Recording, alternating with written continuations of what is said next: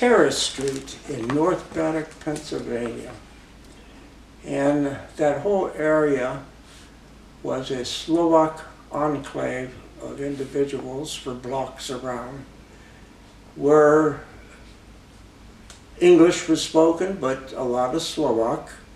And so growing up, I lived, sometimes I try to think that lived in a little bit of Czechoslovakia, today's Slovakia anyway, because of the influence that I may have had growing up. But as far as where we lived, my grandmother had, and this is my mother's mother, 2 houses. One was a smaller house, about 1,000 square feet. It just had 2 bedrooms, a kitchen, and a living room. And by the way, no bathroom. So, and then right across the yard was the bigger house. And that house had 3 bedrooms, a living room, a kitchen, and nice front porch, and downstairs basement, and so on. And so at the little house, we call it, that's where I was born. And actually my mother had all her children at the little house. But growing up in a little house was interesting. And you say, well, no bathroom. So where did you take a bath? Well, I can remember as a little boy, a galvanized tub in a kitchen, and my mother filling it up with water and me having a bath in the kitchen in a galvanized tub. We did have a commode, but it was down in the basement. And so if you wanted to use the facilities, you would go down the steps down to the basement to use the facilities. So living in a little house was very idyllic in many different ways, and I had fond memories of the little house. Across the yard, at the big house, there was my mother's brother, Uncle John, and his wife, Aunt Alice, and 2 boys, Jerry and Jackie, as well as my Bubba. My mother's mother lived there at the big house. So growing up in that enclave, so to speak, I could remember probably for the first 6 years of my life, Jerry, Jackie, myself, and my sister Annette, we never left the yard. We played in the yard all the time. And a lot of times when we played in the yard, my Bubba was the one who sat on her porch, and she was the one who watched us and watch us play. So a lot of fun memories we have of the first 6 years of my life, of just growing up, in the backyard of 1701 and 1703 Terrace Street.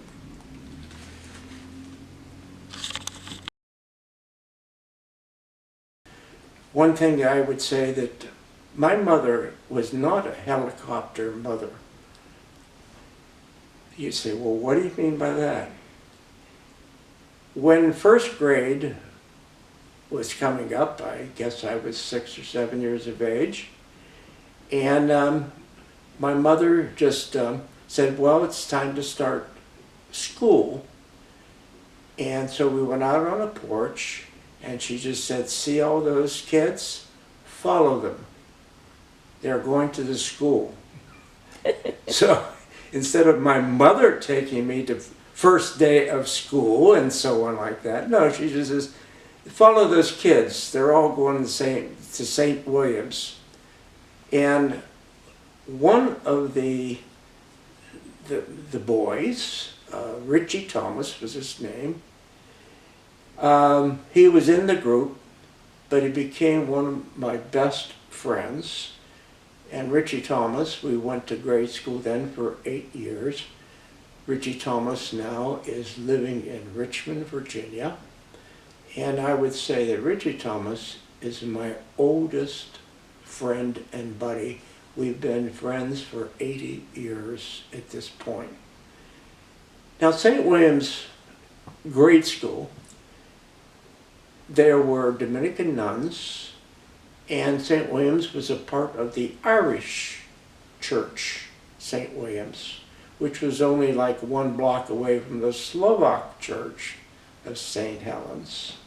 And as I may have mentioned before, the ethnic neighbors, ethnic neighborhoods that we had, usually had their own church and enclave.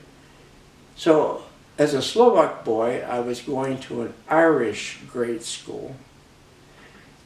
I would say, did I ever feel any discrimination during my 8 years of grade school? Yes. I was considered to be the Slovak boy from up the street going to school with a bunch of Irish kids and Irish nuns. And you say, well, how did that affect you? Well, for one thing, one time I decided I would like to be an altar boy, and I asked one of the sisters that, I said, I'd like to be an altar boy, and she said, well, you don't belong to St. William's Church, so you could not be an altar boy there. So, as a result, I ended up being an altar boy at St. Helen's Church. And you say, well, how did that happen? Well, I was talking to Father Melick, who was our pastor at St. Helen's, and I said something about being an altar boy and maybe getting some training to be an altar boy. And at St. William's, they have this training program for altar boys. Father Melick, as he was sitting outside smoking his cigarettes before Mass, he'd say, come David, come on up. And he said, see this cassock and surplice, put it on. And then out I went and start serving Mass. And he says, this is all the training you need. So I was an altar boy at St. Helen's. Now, another thing that in that neighborhood, the Irish pastor and the Slovak pastor, they did not get along. There was still somewhat of an animosity between the two churches and the two pastors.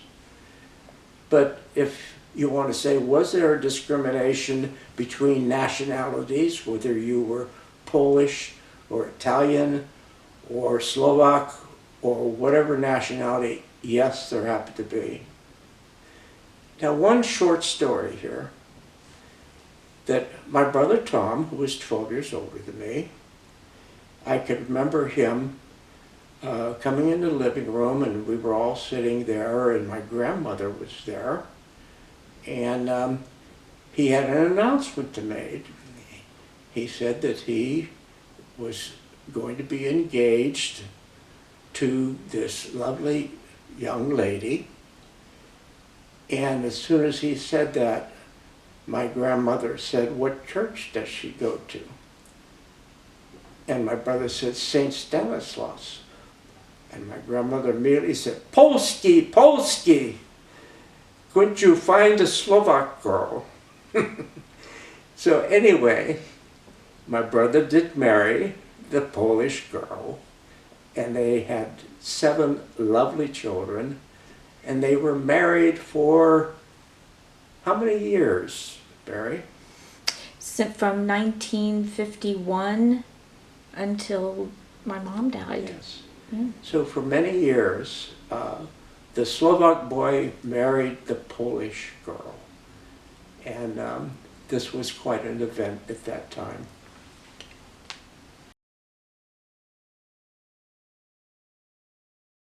As we lived on the street in Terrace Street, where the future seemed to work in the steel mills and to do different types of labor type jobs, which soon were going to go by the way as the steel mills and so on like that met their demise.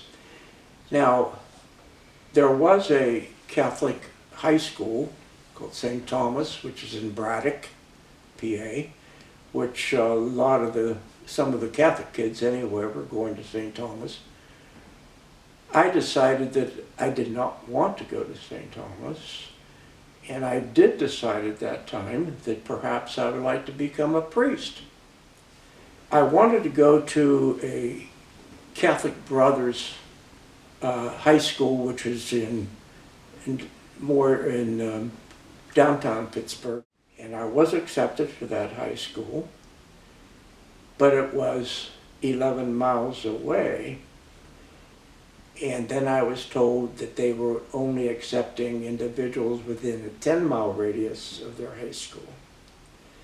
So by and large, what happened is I ended up going to the seminary in Steubenville, Ohio, for the Steubenville diocese. And I was able to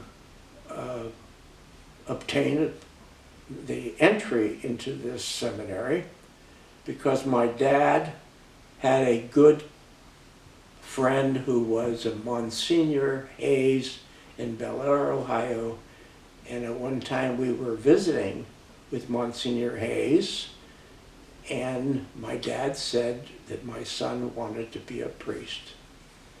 And Monsignor Hayes, well, he could come to Steubenville, to our seminary. So anyway, I was accepted for the Diocese of Steubenville in a seminary at age 14. A lot of through the influence sometimes of my father and Monsignor Hayes. And I spent 12 years in the seminary of St. John Vianney in Bloomingdale, Ohio. So 4 of those years was high school, 4 of those years were college, which I received a degree in philosophy, and then 4 more years where I received a degree in theology. And by and large, in the summertime, the bishop all wanted us to teach school, so I was going to another university, which today is called Franciscan University in Steubenville, Ohio. And we did this in the summertime.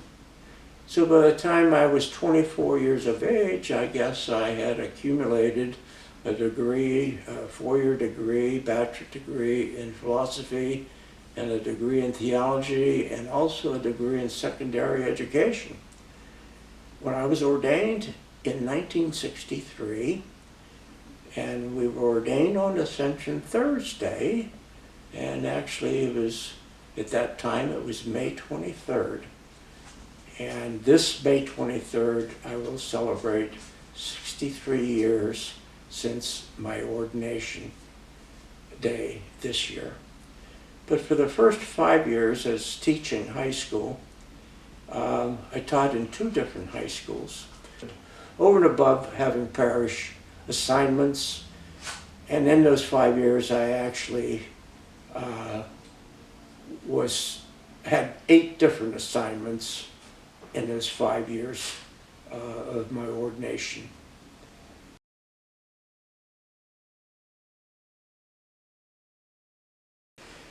So after 5 years in teaching in 2 different high schools for the Diocese of Steubenville, I requested a leave of absence from our Bishop Bozio and to go on to graduate school. And at that time I was able to obtain a full ride, we call it, at Miami of Ohio. So for 2 years I was pursuing my degree in, it was actually a master's degree in counseling and secondary education. And I did, as part of my assistantship, I was a resident advisor for a dormitory of 300 sophomore guys. And that occupied a lot of my time at that point. And so I was able to finish my master's degree by 1970, so I began in 1968. And at that time, you say, I did make a big decision, and the decision was to petition the Pope in Rome for dispensation, actually to get married. And that took about a year's time from my petition until the petition was granted from Pope Paul VI at the Vatican. But at that time, in 1970, I did meet my future wife, and we were married in 1970. And my first position at that time was at a fantastic Lutheran boutique school, I call it. It was Wittenberg University in Springfield, Ohio. And we were there for 3 years. And actually, our first child, Anna, was born in Springfield, Ohio. After 3 years in Springfield, I interviewed for a position at John Carroll University, which was a Jesuit institution right outside of Cleveland, Ohio. And I was selected to be the director of housing. But then I had a desire. And the desire was to go west, young man, go west. I had applied for a PhD program at the University of Northern Colorado in Greeley.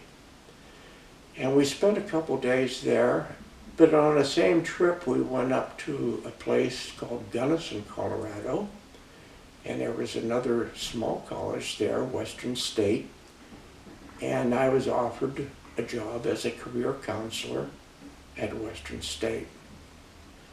So by and large, I did accept that position in Gunnison, Colorado as a director of career services. And we spent 12 glorious years in Gunnison. You say, what was the main attraction in Gunnison?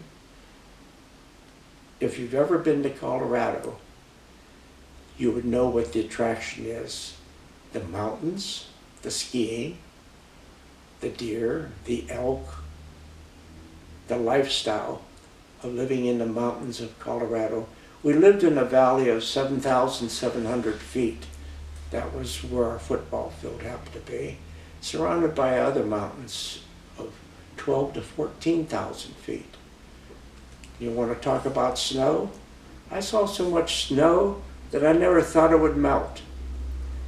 But it was a fantastic time, and our second daughter, Jenny, was born in Gunnison. So for 12 years, I did work at this Western State as a director of career counseling. But you say, did I get my skiing in? Yes, I did. I had my ski pass, but not just to me, but my 2 girls. They start skiing when they were 5 years of age. By the time they were 7, they wouldn't ski with me anymore. They went out with their friends and skiing. So the idyllic life of 12 years in Gunnison really, really is near and dear to my heart. And you say, if there was one special time in my approaching 90 years of life, was the 12 years that I spent in Colorado.